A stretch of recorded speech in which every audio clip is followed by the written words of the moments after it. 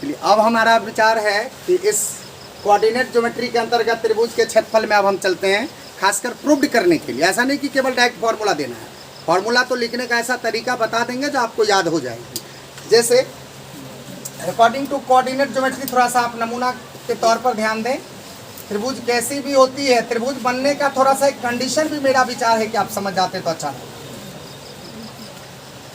त्रिभुज के भुजाओं में परस्पर संबंध हमने कभी चर्चा किया होगा। त्रिभुज की भुजाओं में संबंध, त्रिभुज की भुजाओं में संबंध, त्रिभुज की भुजाओं में संबंध क्या है? किसी त्रिभुज की दो भुजाओं का योग तीसरी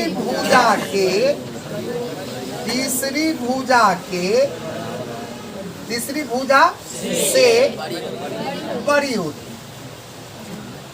है ना। यानी कि किसी त्रिभुज में दो भुजा का योग तीसरी भुजा से 100% बड़ी होनी चाहिए, बराबर नहीं होनी चाहिए, छोटी नहीं होनी चाहिए। अगर ऐसा हो रहा है तो कहीं ना कहीं त्रिभुज नहीं बनेगी, क्योंकि त्रिभुज 3 असंरेख बिंदु से बनता है।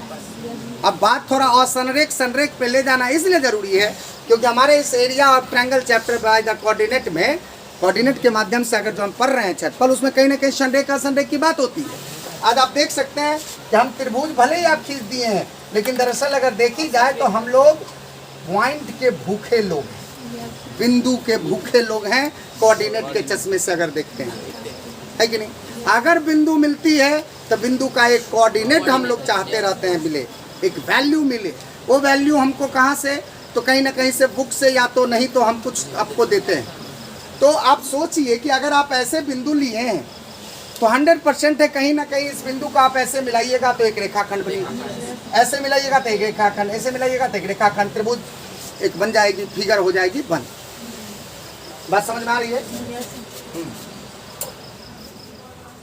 तो इस प्रकार से ये तीनों बिंदु को असंरेख होना है। अगर तीनों बिंदु को असंरेख होना है तो इस कंडीशन को लागू करना पड़ेगा। अब मान लीजिए इस त्रिभुज की भुजा हम दे दिए हैं 4 सेंटीमीटर, सुन रहे हैं? इसकी भुजा दिए हैं 6 सेंटीमीटर, और इसकी भुजा दिए हैं मान लीजिए हम 10 सेंटीमीटर। तो आप सोचिए कि दो भुजा को हम जोड़ रहे हैं, 6 4 10, और तीसरी भुजा है 10, ये बराबर हो। इस परिस्थिति में यह त्रिभुज बनना संभव नहीं है। मतलब यह है कि ये तीनों बिंदु असंरेख नहीं हो सकती, तब संरेख हो जाएगा। गौर कीजिएगा। अरे वो नहीं होगी तो कुछ तो होगी। आज यहाँ 6 + 4 और जो है वो तीसरी भुजा के बराबर हो गए, यानी कि 10 = 10। इसका मतलब क्या निकलता है? बिंदु संरेख, ये तीनों बिंदु असंरेख नहीं हो सकती है। अगर असंरेख होने का अगर कोई कंडीशन है तो यही है ना? 3 बिंदु को असंरेख होने की शर्तें, यही है। 3 बिंदु को असंरेख होने की यही शर्त है कि किसी त्रिभुज के दो भुजा का योग तीसरी भुजा से बड़ी होनी चाहिए, और किसी त्रिभुज के दो भुजा का अंतर तीसरी भुजा से छोटी होनी चाहिए। ये भी है, ये भी लिख देते हैं। किसी त्रिभुज की दो भुजाओं का क्या चीज? अंतर तीसरी भुजा से छोटी होती है। ये दोनों कंडीशन आपको 3 बिंदु को असंरेख होने की है, और तीनों बिंदु अगर असंरेख होगी तो ही आपका त्रिभुज बन सकता है। तो अब हम यहाँ से 4 6 10 मिटा देते हैं, समझ रहे हैं? तो कभी भी आपको त्रिभुज की भुजा अगर कुछ इस तरह से दी गई हो, अगर मान लीजिए कि आपको त्रिभुज का भुजा का ऐसे करके कोई ऑब्जेक्टिव क्वेश्चन आ गया, 3 4 6 5 4 9 है ना, 12 5 7 6 8 3, इस तरह से अगर कोई दे दिया भुजा कि निम्नलिखित में कौन त्रिभुज की भुजा हो सकती है, तो हम चेक करेंगे और 3 बार चेक करेंगे। एगो ऑप्शन को 3 बार चेक करना पड़ेगा। दो भुजा का जोड़, देखिए 6 3 9।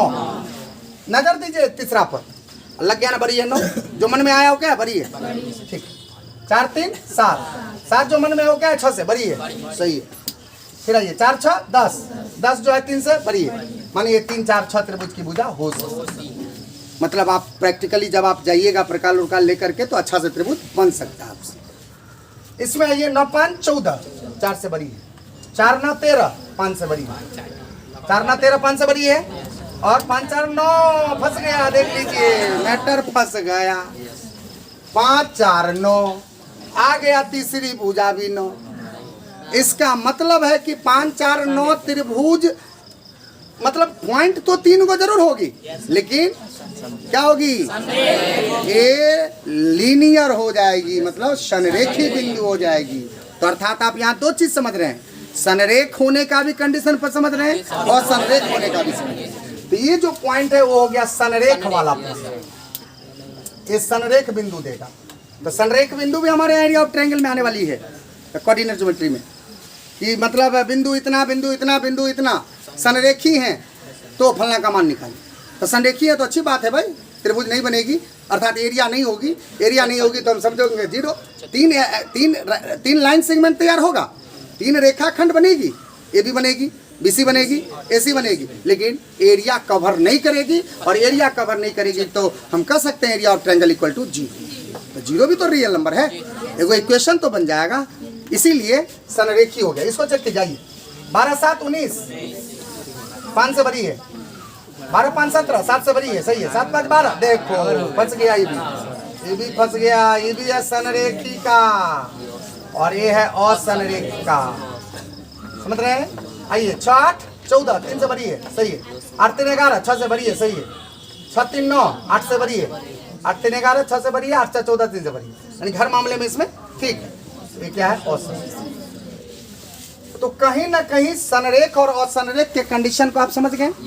अगर किसी त्रिभुज की बात हो या 2 रेखाखंड, 2 3 बिंदु की, अगर आप 3 बिंदु को लेकर के, चाहे वो संरेख हो या असंरेख हो, ये कंडीशन बाद की बात है, आपने उसका क्या किया, डिस्टेंस निकाला। क्या निकाला, डिस्टेंस, लंबाई निकाला। अगर 2 गो को जोड़ के अगर तीसरे के बराबर में पहुंच गए तब वो समझिए असंरेख नहीं हो। इसलिए हम यहाँ 3 बिंदु को असंरेख होने का शर्त बोले हैं। तो ये नहीं समझना सर असंरेखे का बोले हैं, साथ साथ संरेख का भी। संरेख का क्यों बोल दिए, समझ में आ गया। हाँ चलिए।